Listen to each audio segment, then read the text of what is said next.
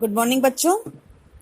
आज अपन ईस्टर्न के व्यवस्था विश्लेषण जो मॉडल है जिसे हमने इनपुट आउटपुट अप्रोच का नाम दिया, जिसे हमने राजनीतिक व्यवस्था का निवेश निकास मॉडल का नाम दिया, उसकी जो प्रमुख कारक हैं, जो फैक्टर्स हैं, उसका अपन आज अध्ययन करेंगे। कल अपन ने डेविड ईस्टन ने राजनीतिक क्रियाओं के समुचित अध्ययन के लिए व्यवस्था विश्लेषण पर आधारित एक व्यवस्थित रचना ढांचे का जो विकास किया और जो उसने राजनीतिक व्यवस्था की धारणा का प्रयोग विश्लेषण की एक मौलिक इकाई के रूप में किया और जो अनुसंधान और अन्वेषण के प्रमुख क्षेत्रों के रूप में विभिन्न व्यवस्थाओं के अंतःव्यवस्था व्यवहार पर जो अध्ययन केंद्रित करने की बात की, उसका अपन ने चर्चा करी, उसका अपन ने परिचय दिया। और ईस्टर्न के मॉडल की 3 प्रमुख विशेषताओं पर अपन ने ध्यान आकर्षित किया।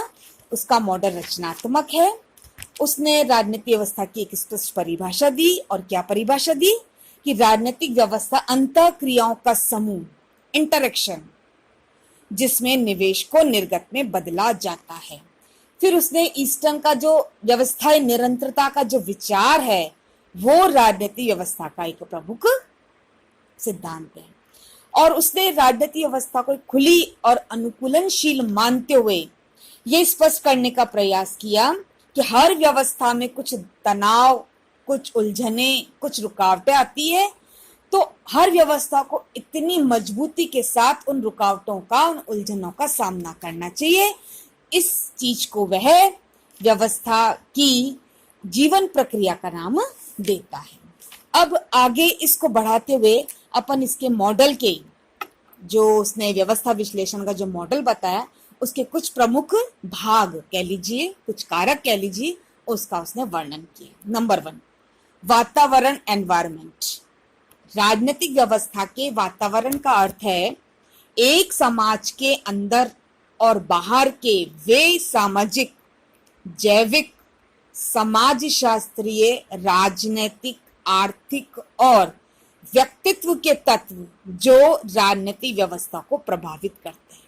यानी राजनीतिक व्यवस्था के चारों ओर जो वातावरण है, जो एनवायरमेंट है, उससे हर राजनीतिक व्यवस्था प्रभावित होती है और यह सब राजनीतिक व्यवस्था से प्रभावित होते हैं।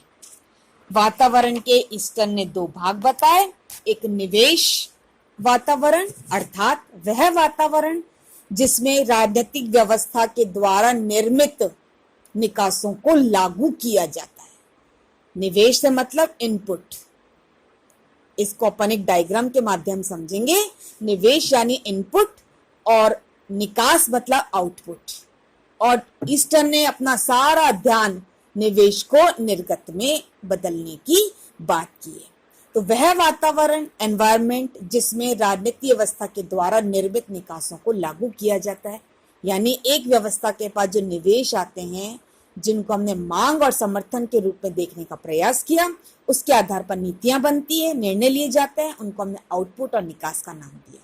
ईस्टर्न अंतर समाजी वातावरण और बाहरी वातावरण, अर्थात वह वातावरण जिसमें राजनीतिक व्यवस्था के द्वारा निर्मित निकासों को लागू किया जाता है। तो ये कौन सा वातावरण हुआ? निवेश। आने वाला कहां पर आएगा? व्यवस्था में आएगा। कहां से आएगा?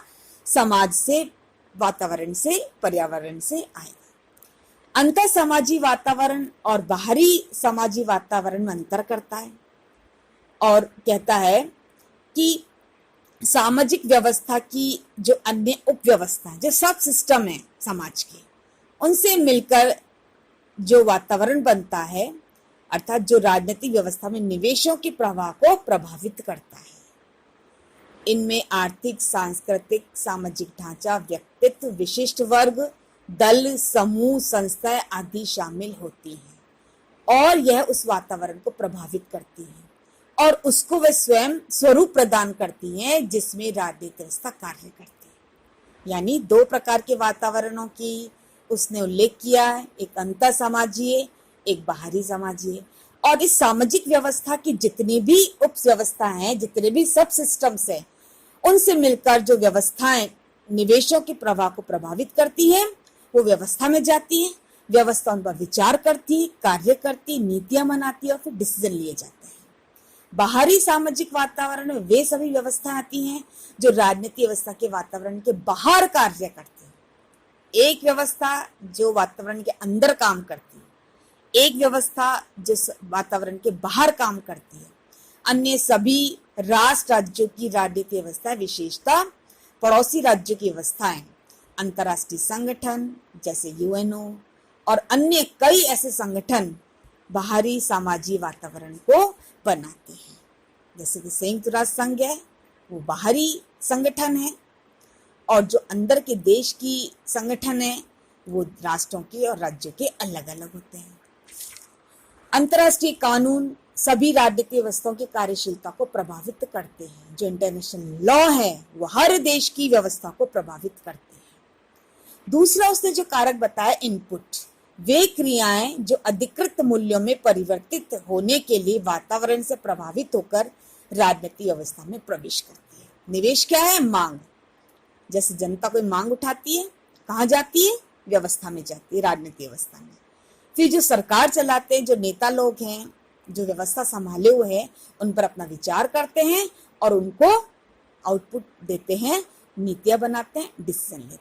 तो निवेश क्या है? वे क्रियाएं जो अधिकृत मूल्यों में परिवर्तित होने के लिए, निर्णय लेने के लिए, आउटपुट बनने के लिए वातावरण से प्रभावित होकर राजनीतिक व्यवस्था में प्रवेश करती है।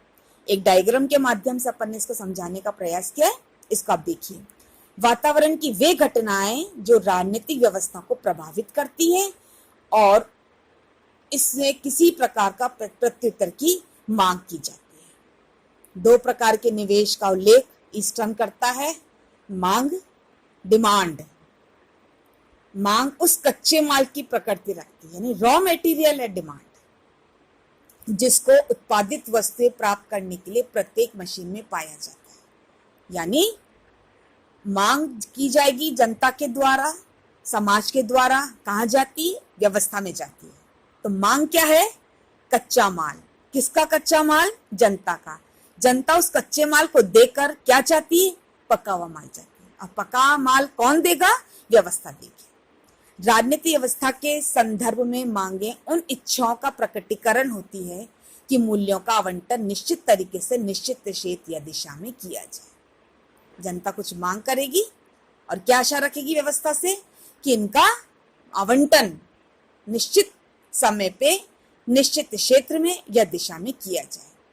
यह वातावरण में उभरने वाले स्पष्टीकृत और समूहकृत प्रकृति की होती है और इनको अधिकाधिक मूल्यों में बदलने के लिए व्यवस्था में प्रवेश करती है। यानी समाज से कोई मांग आती है, व्यवस्था में जाती है और व्यवस्था उन पर विचार करती है, नीतियां बनती, निर्णय लेती है, इसको निकास का है।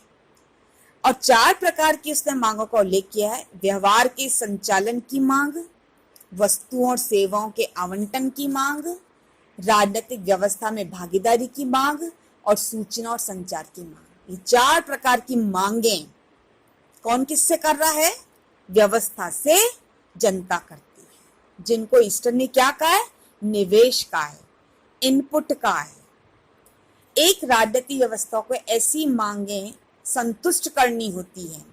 यदि मांगे अधिक हो और व्यवस्था में योग्यता और साधन कम हो तो व्यवस्था को मांग के बोझ का सामना करना पड़ता है। यानी व्यवस्था में मांग तो अधिक है लेकिन व्यवस्था में इतनी क्षमता नहीं है, उसके पास इतने साधन नहीं है कि वह मांग का संतुष्ट रूप से जवाब दे सके, तो उसको बोझ का सामना करना पड़ता है। प्रत्येक राजनीतिक व्यवस्था को मांगों के बोझ को कम रखने का प्रयास करना चाहिए, ऐसा डेविड ईस्टर्न प्रत्येक व्यवस्था को कहता है। ऐसे आधिकारिक मूल्य आवंटन और बहुत से नियंत्रक तत्व, रचनाएं जैसे सांस्कृतिक तत्व, संचार माध्यम आदि के द्वारा इस मांग के बोझ को कम किया जा सकता है।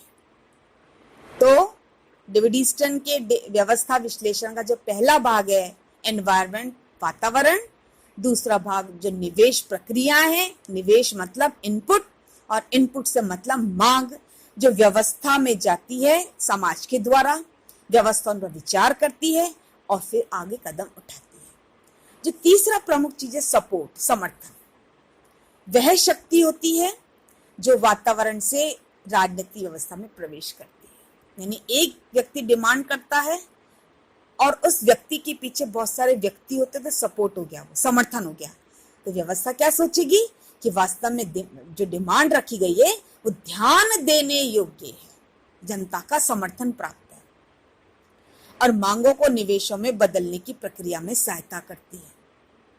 समर्थन का अर्थ है राजनीतिक व्यवस्था में लोगों की ऐच्छिक भागीदारी का स्तर, पार्टिसिपेशन। यह समर्थन निश्चित मूल्य निर्माण की उस प्रक्रिया जिसने निर्मित किया गया होता है को स्वीकार करने की इच्छा के प्रकटीकरण होते हैं। सपोर्ट होना जरूरी है।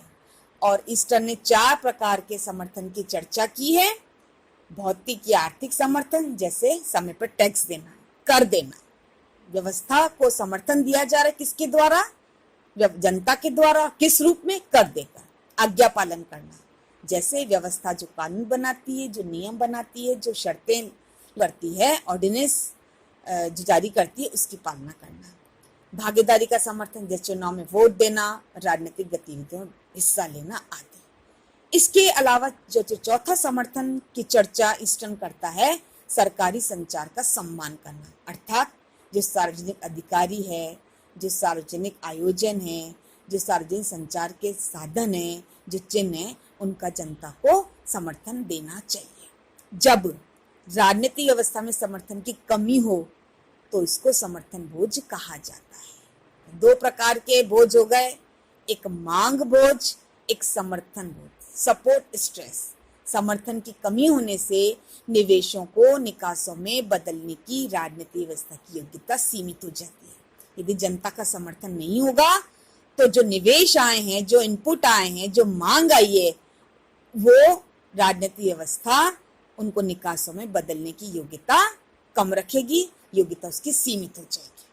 प्रत्येक राजनीतिक व्यवस्था समर्थन बोझ को कम से कम करने का प्रयास करती है और उसको ऐसा करना भी चाहिए, नहीं तो उसकी स्थिरता और व्यवस्थाई निरंतरता का खतरा पैदा हो सकता है। यानी वो व्यवस्था अधिक दिनों तक जीवित नहीं रह सकती है यदि वो जनता का समर्थन खो देती है। ऐसा उचित राजनीतिक समाजीकरण, लाभों के एक जैसे और उचित विभाजन आदि के माध्यम से किया जा सकता है। 3 प्रकार के समर्थन का उल्लेख ईस्टन करता है। समुदाय, कम्युनिटी अर्थात नागरिक, दूसरा शासन अर्थात व्यवस्था के मूल्य, और तीसरा अधिकारी अर्थात सत्ताधारी। तो इस प्रकार व्यवस्था उस समय तक अधिक स्थिर होती है जब उसमें सभी स्तरों पर काफी समर्थन विद्यमान हो। यदि समर्थन नहीं होगा तो व्यवस्था स्थिर नहीं रह पाएगी। इसलिए व्यवस्था को हमेशा सपोर्ट का ध्यान रखते हुए, समर्थन का ध्यान रखते हुए अपनी कार्यवाही करनी चाहिए। ईस्टन के अनुसार मांग कच्चा माल है जिससे तैयार वस्तुएं अर्थात निर्णय बनाए जाते हैं, और समर्थन वह शक्ति है जो राजनीतिक